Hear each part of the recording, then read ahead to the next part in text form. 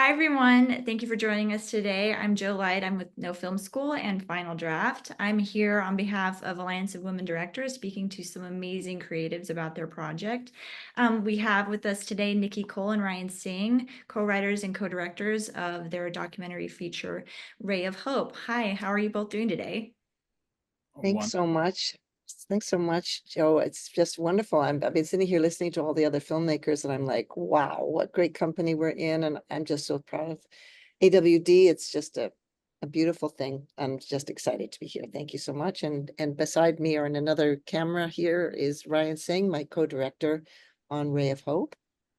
yeah, it's such a great opportunity to be in spaces of so many amazing creatives and especially to celebrate female voices in the storytelling space because these stories are so relevant.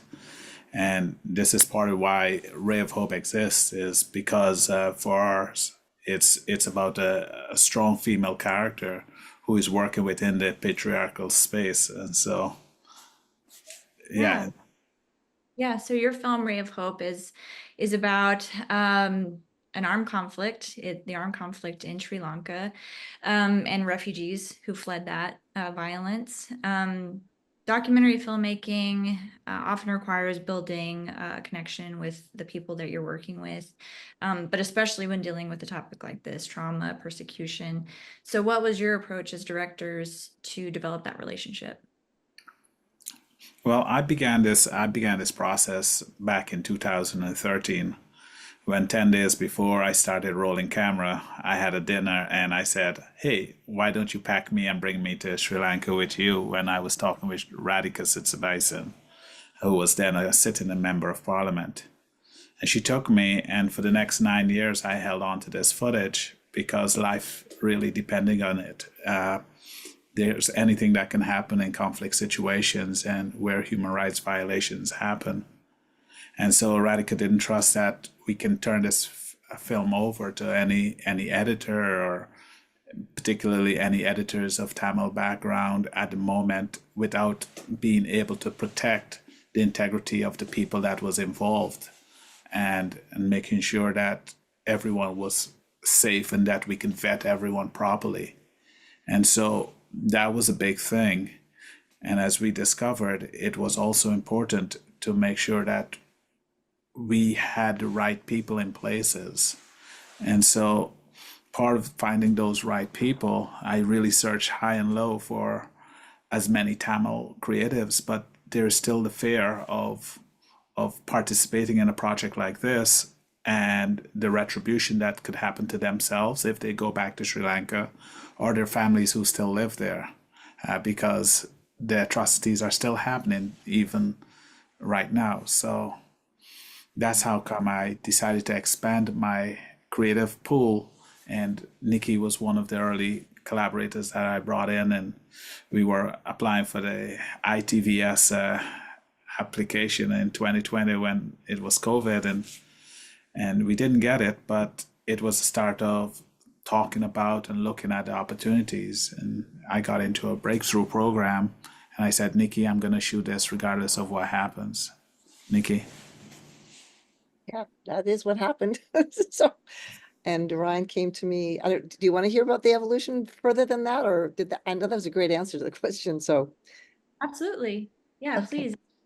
So it was in the middle of COVID, and I was traveling back and forth between the United States and Canada. And at that time, you had to do a 14-day quarantine to enter Canada. And I was sitting in quarantine in a basement, probably in the middle of it somewhere. And I got a call from Ryan, who I'd known for years. And he told me about this experience that he had had several years earlier, a rather harrowing experience where he had gone to Sri Lanka and didn't really know what he was getting himself into.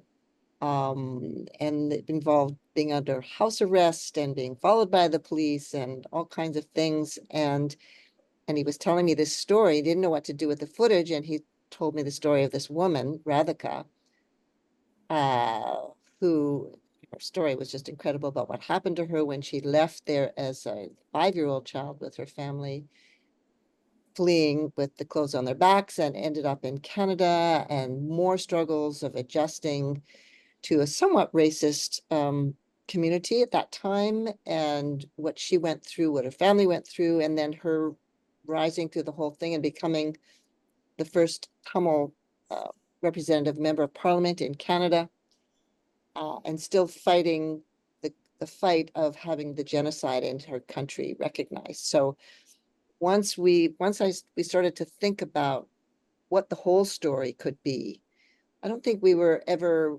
looking at a short, just because what Ryan had shot was amazing, but it was such a part of what could be a bigger picture. And so that's when we took it on together and went to work. And that was, what, 4 years ago. So documentary filmmaking can take a very long time. Yeah, it is quite a challenging process, and I know you end up with hours and hours of footage that you have to determine how to form a narrative essentially around that. So, as you're speaking to all these different people, how are you deciding what is important to tell, what is important to include? Well, one of the things about this particular project was that from our funders, everyone was saying, "What's the relevance of this story? Why does it matter? I can't see how it matters right now. It was dated back then, and because black and brown stories are not as important to amplify, and it was dated even now. But for me, it was about the humanity of the people involved, and to be able to find what that was, but also to navigate around the politics, because we didn't want this piece to be something that was a propaganda piece. And so it's, how do you bring the right people in? And so through the development of, in the breakthrough program, the Hot Docs breakthrough program, I started to rethink what I had and how I wanted to approach it. And that's when I landed on the idea of examining trauma and the generational impact of war on people, but also the migratory experience that people are having. And that is very universal. We had the war in Ukraine happening. We had the border issues that has been happening for so long on the American borders, and the building of walls. And so it became relevant that these issues and themes were something that we could explore in the piece. And so I said to Nikki, let's build out on this. And she worked with me on fleshing out the machinations that I had in my head, because there's so many different things coming at me. Go ahead, Nikki. Yeah, that's a really good way of describing it. Documentaries, or any creative project, really, I always think about, you throw a bunch of things out, like you you go, oh, this is interesting, this is interesting, this is, and before you roll camera on anything, it's like, what are the themes? What's important here? What are we trying to say? And then we throw them all up, and then it's like, well, how are we going to say this? And what stories could be relevant, and who is available to us? And in this situation, we were dealing with people who were afraid to speak. Two of our participants, their faces are hidden. So it was a combination of who's going to tell the story well, correctly, help us tell the story as it evolves. And as people who make documentaries know, you go out with a plan and you never know exactly, the plan could go all crazy, or it's not even happen, but you go out with a plan, and then you stay open to what's going to come in. And one of the things that was very interesting in terms of how are we going to tell this and what's the style going to be, is that in our first Zoom, I'll never forget this, our first Zoom with Rathika, where we were really just feeling out each other, and who are you, and why should you be, I'm an outsider, Ryan's an outsider, why are we the people to tell this story? Radhika sort of mumbled something. I remember where she was on the Zoom. She was in the lower left. She said, oh, by the way, I'm a Bharatanatyam dancer. And I said, excuse me, what did you just say? She said, I'm a professional Bharatanatyam dancer. And I said, oh my goodness, I'm a former dancer, and I studied that form of classical Indian dance many years ago in London, when it was sort of underground, like nobody was, this long story about the history of Bharatanatyam. But as soon as she said that, I was like, okay, I know, I know how I fit in here. I know how I want to include the dance, which is very expressive dance form. And I wasn't even sure if we'd be able to, because it was, when I studied, it was very classical and quite rigid. But I was like, I think there's a way that we might be able to work with that, to weave it in and out and have the expression of the story come through the dance as well. And she went, oh, that's fantastic. And then we went to work with her choreographer, who put things together very, very quickly and choreographed specific pieces to tell the stories and the themes that we were already working on. And then we shot it, and that was one of the things I directed, and was very excited to do that. So you never know what's going to happen out of a Zoom call. You just like, wow. Yeah, I was gonna bring up the dance because it is such a beautiful through line, almost wraparound aspect of your documentary. So I was gonna ask about how you came to that and why how it grew into that sort of key aspect of the story. What was it like directing that? The dance itself was interesting. As everyone else has expressed on this panel, challenges all over the place. You know, we didn't have a lot of time. We didn't have a lot of money. The piece of equipment that I wanted, the jib that I wanted to use, wasn't available, and what we got didn't work. So I had to, we have a wonderful, wonderful DOP, Roger Singh, who we had to pivot really, really quickly to shoot it in a completely different style than I had in my mind, and I knew I wanted to edit it in a certain way. So we pivoted, and it came out okay. It, you know, it's another thing about filmmaking, is that you oftentimes you just have to pivot. You have to change, and you have to be okay with that. You have to accept the situation, move on, and then it's not exactly letting go of your original vision, but what's the essence of the original vision, and how can the new way I've had to shoot this work to keep that essence? But it's a new thing. So how do we embrace the new thing, and how do we glorify it instead of going, oh, I wish if I, you can't spend your time doing that. So yeah, challenging and fun. And I loved working with the dancers. Obviously, I'm a former dancer, and I loved working with, she was then 5 years old. Maya's is Rathika's daughter, and she's very involved in in one of the dances. And that was wonderful working with her. So I'm a mom myself, so it was just wonderful having that great time together. It was really lovely to see. Sort of as you mentioned, it is a generational story, so it is really lovely to see her child be involved and how important it is for her to share aspects of her background with her. So Well, the generation was very purposeful because what we were talking about was 40 years of storytelling, or experiences of the generational war, or maybe even more since the decolonization. And as we started to share the story, they wanted to go back even further to when the Portuguese had colonized Sri Lanka, and now we're expanding into 300 years. And we had to be like, no, we got to be very specific with what we want to tell here. Everybody wants to see a piece of themselves represented in the story.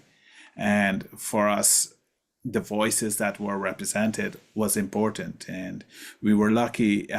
Again, our casting was so very fluid that on the first day of principal photography, we hadn't confirmed everyone that was going to participate. And people just kept volunteering and saying, I want to tell my story. I want to tell my story. And so we made space for people to tell their stories. And not all the stories were able to get into the piece because we had to focus on where we wanted to take the true line. But the true line had always been important for me to have that young 5-year-old that represented Rathika, who was 5 years old when she first experienced trauma. And one of the stories that I remember was doing a pickup shot the last day of production, outside of the production period. And I went to Rathika's house to shoot her. And there was something about her daughter, Maya. just standing there and directing the camera and directing me as I was doing a pitch video for funding and so on. And she really wanted to say something, and I put her up on the seat and I said, "Okay, now share what's on your mind." And she ranted for 15 minutes about everything that she had experienced just being in the airdrop of her mom. And in that moment, I realized that trauma had already gotten into her DNA, and the experiences of everything that was being shared was part of her existence now. And it was a real thing. And she also wanted to see change, but she also wanted to be that innocent child that she was. And that's how we opened up the entire story, is using her voice in that rant to talk about her innocence. And then we see everything unfold. Yeah, and that's such a powerful way to start too, with that young perspective. Thank you so much for sharing your film with us. Is there anything else you wanted to add about your work? I would like to add, it has to do with the next generation and the younger generation. When we launched the film in Toronto, we were told originally that no one was going to want to see this film because it's too serious and everybody just wanted escapism. And so we were thinking, we'll just launch the film and nothing much is going to happen with it. But we released it and there were 500 people giving us a 5-minute standing ovation, which was, we were all gobsmacked. It's like, what? This wasn't supposed to happen. And then outside afterwards, some young teenagers walked up to me, a young boy walked up to me and he said, "Thank you so much for teaching us the history of our people. My parents and my grandparents will not talk about it." And so this has opened up my eyes and my understanding, he said, about my own history. And I looked at him and I said, "Thank you so much for saying that, because I'm the descendant of Holocaust survivors and pogrom fleers."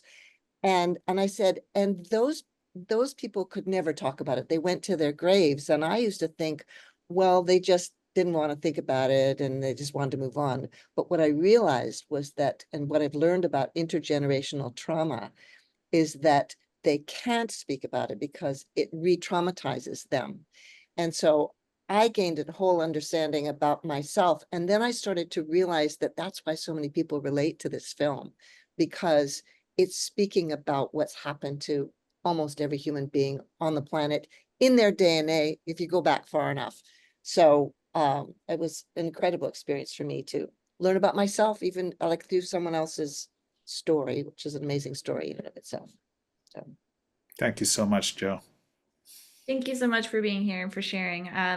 Again, very important work. So I hope more people get to see it in the coming months and years. And thank you, so much. AWD, for this opportunity. Thank you so much.